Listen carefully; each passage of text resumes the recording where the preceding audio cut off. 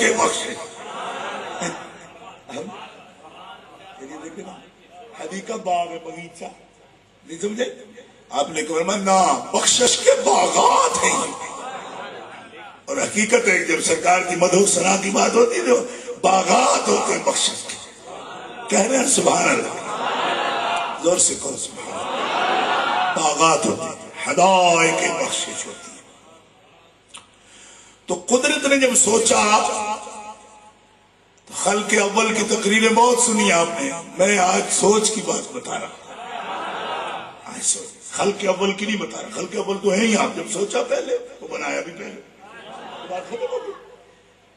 اول ما خلق اللہ نوری, تو فتاوی رشیدیہ میں رشید احمد گنگوئی نے بھی لکھا ہاں یہ حدیث ٹھیک ہے. میں نے کہا جو کسی کو ٹھیک نہیں کہتا وہ نہیں سے ٹھیک کہتا ہے. حالانکہ رشید احمد بڑا سڑا ہوا آدمی ہے اس پوری جماعت میں, بہت سڑا ہوا بندہ ہے. ہاں سڑی تو ساری ہے نا, لیکن وہ چوکھا سڑے. مطلب کسی نے دو چار پھلیاں پہ جانا پورے ہی سڑے.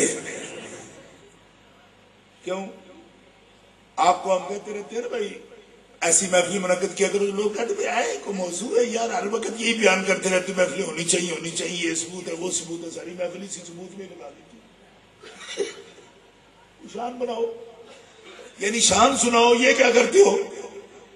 میں نے کہا آپ کو معلوم نہیں کہ وہ کتنا سخت اٹیک کرتے ہیں اس پر. آپ کو پتا ہے کتنا اٹیک کرتے ہیں؟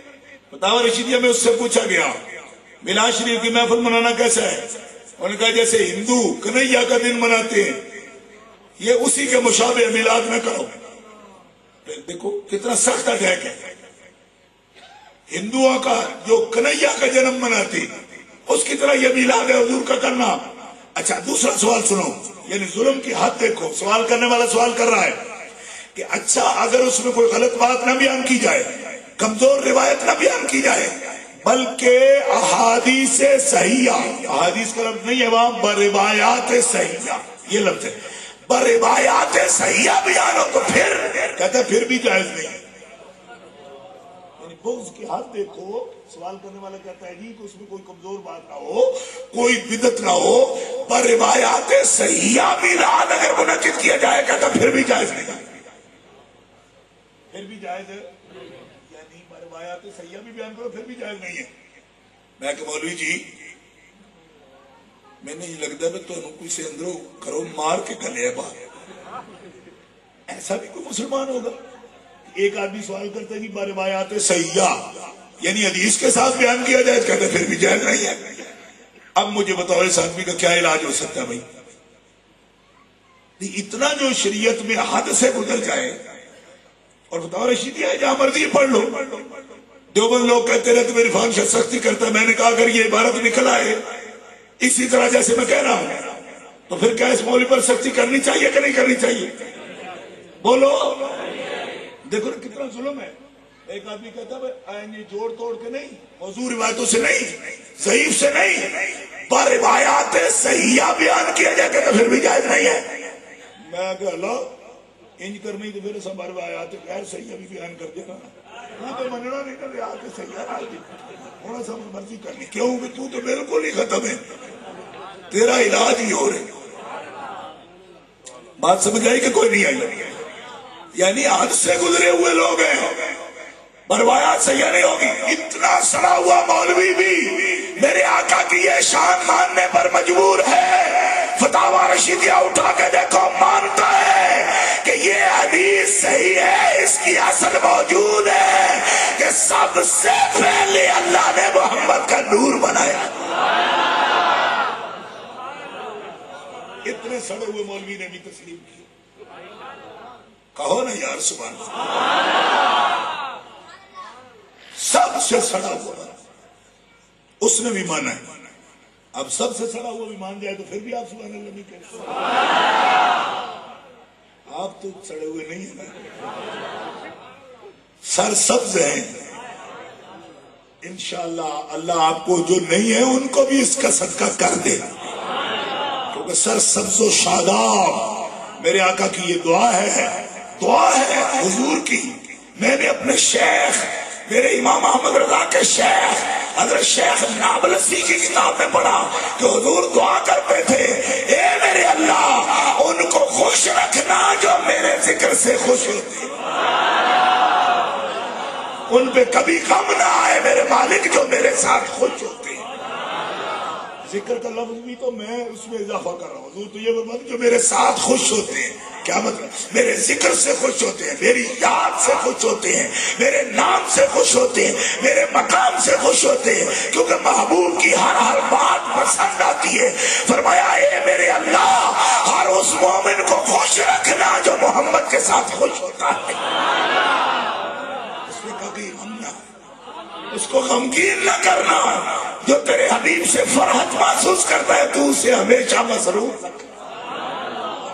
زور سے بولو مومنو سبحان اللہ، اے مومنو زور سے کہو سبحان اللہ۔ آپ چونکہ اصلی مومن ہیں اس لیے ذرا آہستہ بولتے ہیں، جعلی مومنوں تو باہم پہلے ہی شروع کر دیتے ہیں،